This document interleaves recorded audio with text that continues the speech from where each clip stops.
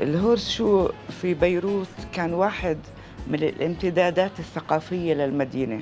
يعني بيروت الثقافية كانت تمتد من السوديكو عبر دار الندوة اللبنانية اللي أسسها ميشيل أسمر، مرورا بباب إدريس ومقهى مسعود اللي كان قريب من مبنى القديم للنهار، وجريدة لسان الحال، ومبنى اللي كان فيه كمان جريدة الأوريون لوجور. من باب إدريس أول ما نجي لشارع بليس الجامعة الأمريكية اللي كان فيه مطعم فيصل اللي مشهور إنه مقهى سياسي. بعدين بنوصل لمنطقة الحمراء اللي كان فيها سينما الكوليزي اللي كانت تقدم الأفلام الفنية، إنغمار بيرغمان وبازوليني وإلى آخره. لا، الهورس شو كان واحد من هيدي الأمكنة اللي بيلتفوا حواليها المثقفين.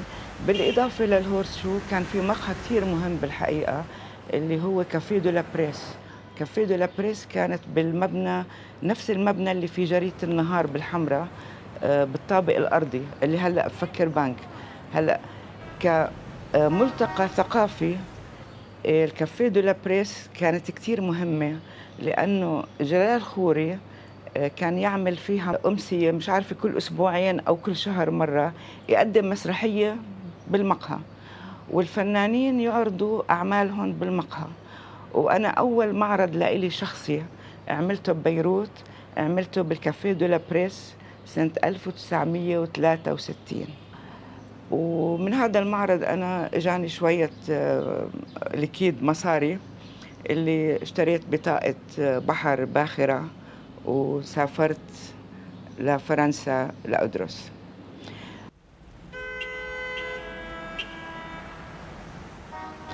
هلا الهورس شو طبعا كان ملتقى ايضا للفنانين بالقهوتين تقريبا. الهورس شو والكافيه دو لا بريس تقريبا كانوا يقعدوا نفس العالم.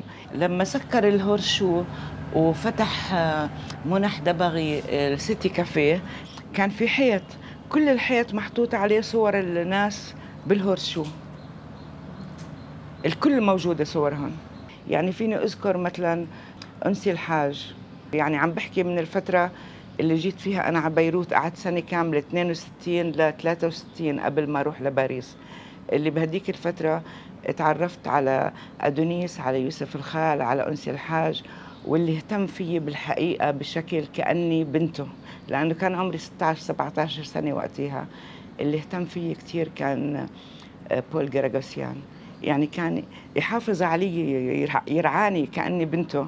ولما أمشي أنا وياه بشارع الحمراء أنا كنت ألبس أسود، فستان أسود طويل، وبول جراغوسيان بلبس أسود وشعرنا اثنين نافشين، فالناس يقولوا أوف كأنه نحن بسان جيرمان دي بري مش ببيروت. فطبعا كان يجي على المقهى كمان من البعاد.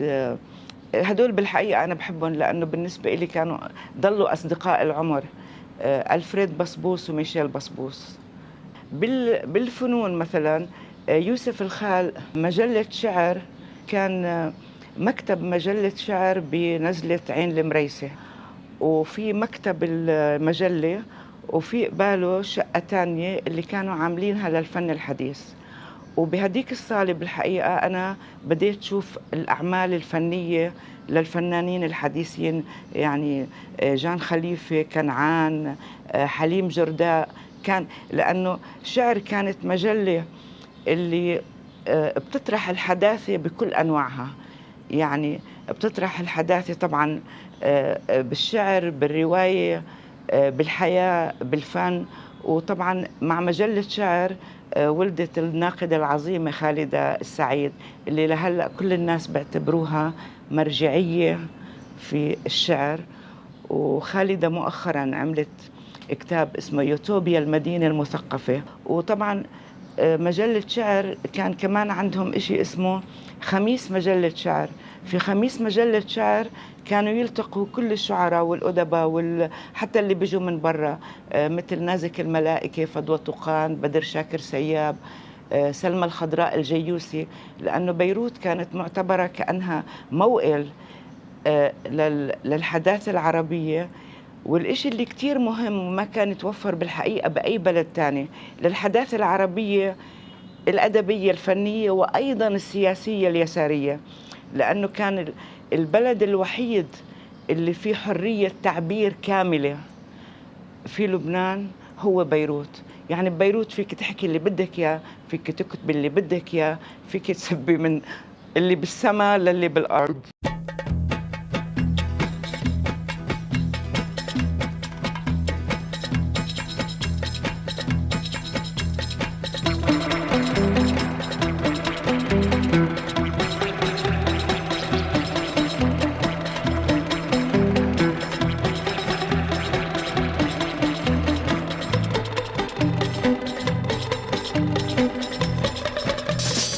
Caricaturoscope pour une vérité arménisée. C'est le phénomène électoral 4e édition qui inspire la plume de Mahmoud Kahil.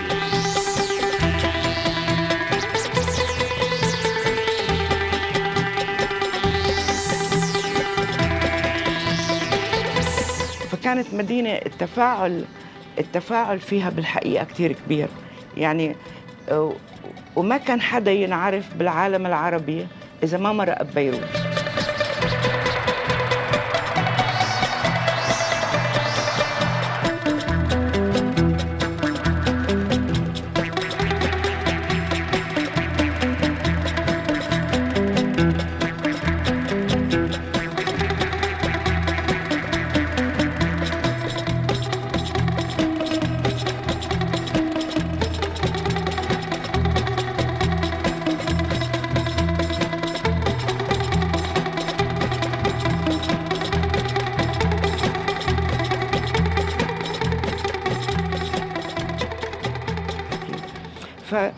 فكانت بيروت هيك مدينة غنية، مش مثل هلأ.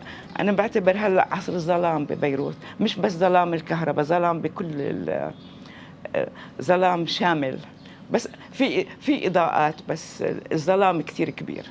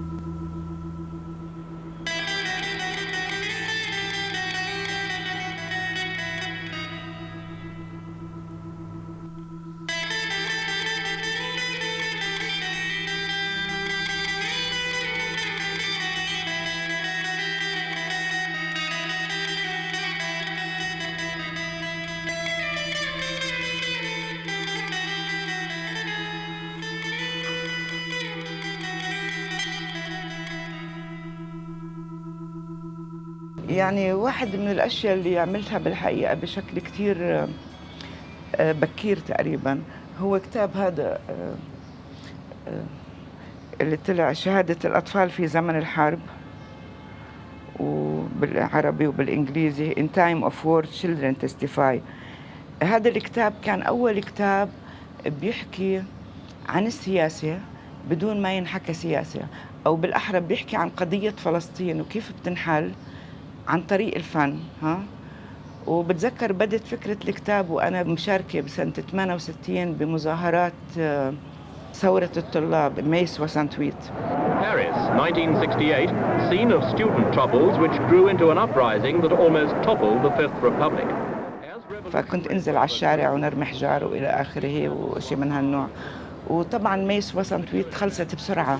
لما خلصت الثورة حسيت إنه أنا ما بنتمي لفرنسا، وكانت بادية حركات حركات المقاومة والحركات اليسارية بالعالم العربي، فقلت أنا بنتمي لهذا العالم.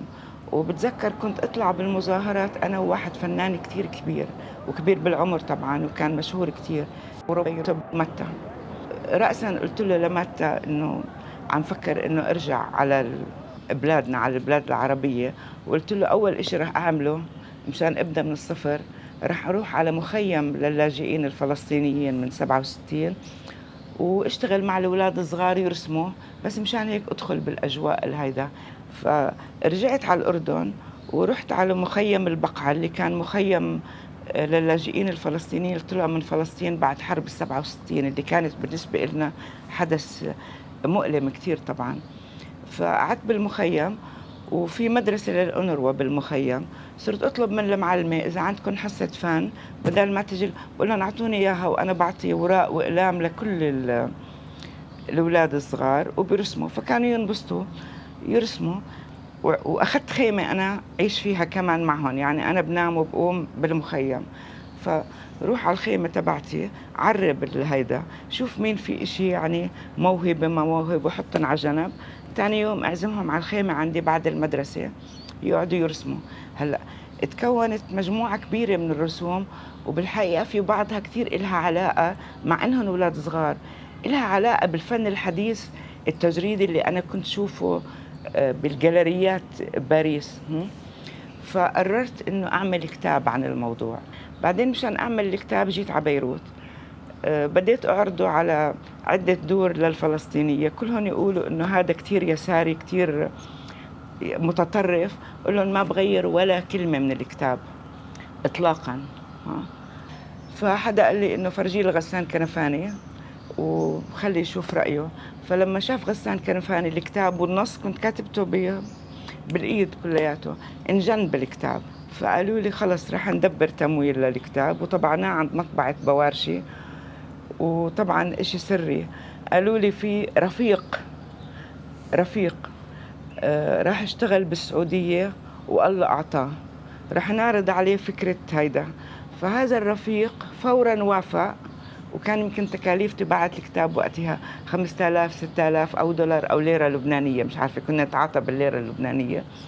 وافق على طباعة الكتاب فورا. بدينا نشتغل أنا وفلاديمير تماري، إنه فلاديمير تماري كان عم بيصمم الخط الجديد تبعه اللي هو فونت القدس. قلت له فلاديمير بدك تكتب هذا الكتاب بخط إيدك.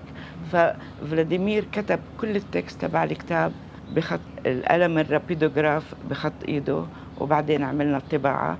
وطبعا اعتبر وقتها إنه أول كتاب بعالج قضية سياسية من خلال حكي الأطفال، ما في أي إشي كذب. وطلع أول طبعة انعملت طبعتين، واحدة عربي فرنسي وواحدة عربي إنجليزي. وبتذكر إنه بعتنا لمكتبة ماسبيرو بباريس شي 2000 نسخة تقريباً. 2000 نسخة انباعوا بخلال شهرين، لأنه كان أول كتاب بالعالم بيطلع بهذا الجمال وكتير بريء وجميل.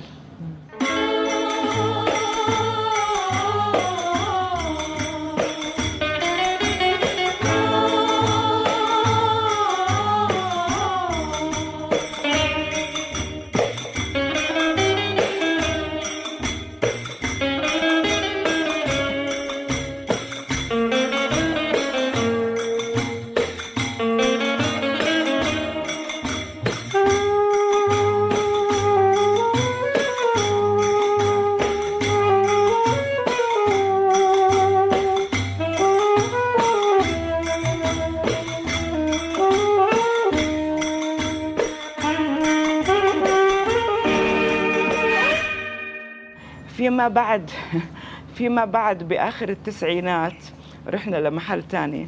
بآخر التسعينات عم بتطلع على صور رفيق الحريري. فهذا الزلمة لأنه بعد ما انطبع الكتاب قالوا لي اللي مول الكتاب موجود ببيروت سلمي عليه واشكريه. فرحت فكرت الرفيق يعني كمراد. بأول بتذكر إني قابلت شخص هيك وحواجبه كتير نافرين لبرا، لما صار رفيق الحريري رئيس وزارة هون، قلت يا ربي الرفيق هذا اللي تعرفت عليه هو رفيق الحريري. تلفنت قلت لهم بدي أشوف رفيق الحريري، وحياتك رحت لعنده وأخذت له نسخة من الكتاب فورا. قلت له بتعرف لسه هلأ عرفت لما أطلع على صورك إنه أنت اللي مولت الكتاب، كنت فكرك رفيق كمراد، طلع الرفيق هو أنت الرفيق. ما بتذكر كان يوم من التاريخ قعدت معه 3 ساعات متواصلة نحكي عن أشياء كثيرة، عن كيف راح على السعودية، كيف صار غني، كيف وصل خبر الكتاب، كل هالقصص هذه. ويدقوا من الباب ويقولوا له إنه عندك مواعيدنا. قلت لهم خليهم يستنوا، في عندي اجتماع مهم. فهيك كانت بيروت.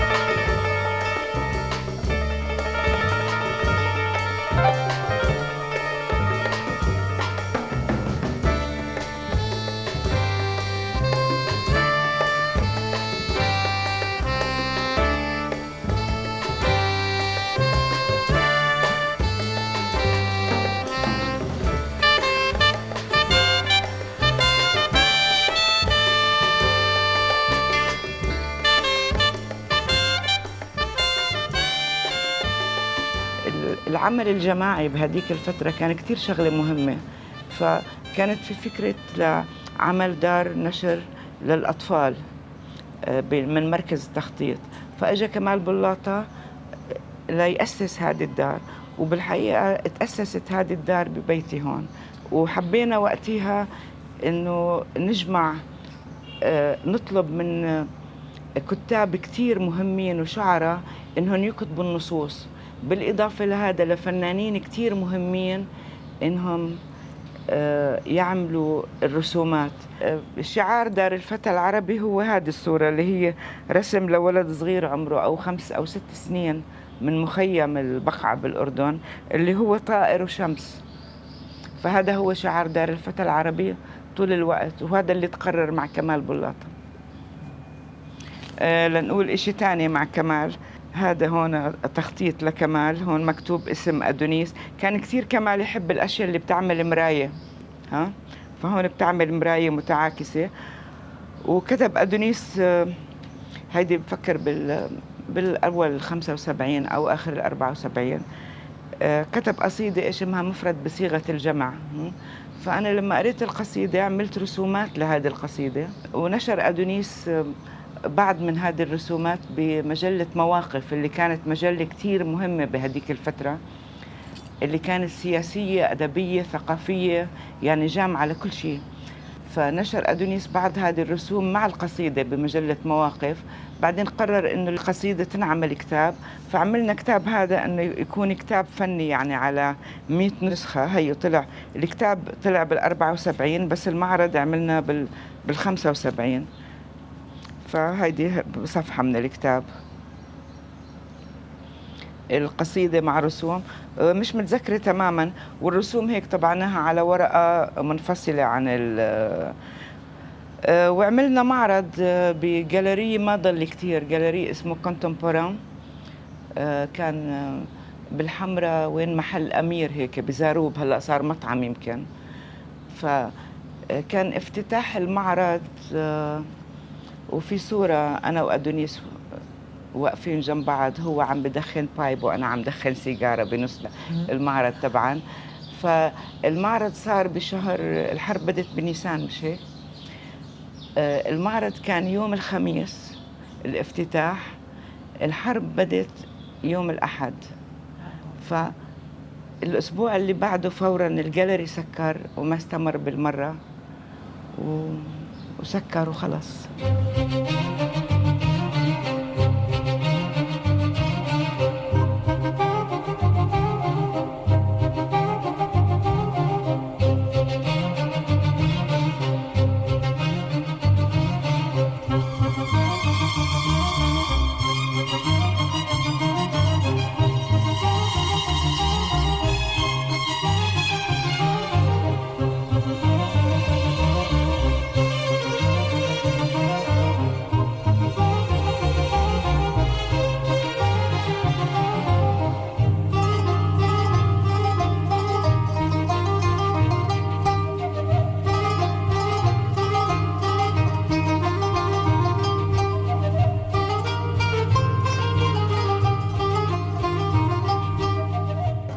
يعني بالحقيقة أهم إشي كان الصداقات اللي تكونت بهديك الفترة، لأنه أنا من النوع اللي ما بصاحب مين مكان، أو بصاحب الناس أو من بعيد لبعيد، يعني بعيد بقول لهم هاي بونجور بونسوار وبعدين بس ما في.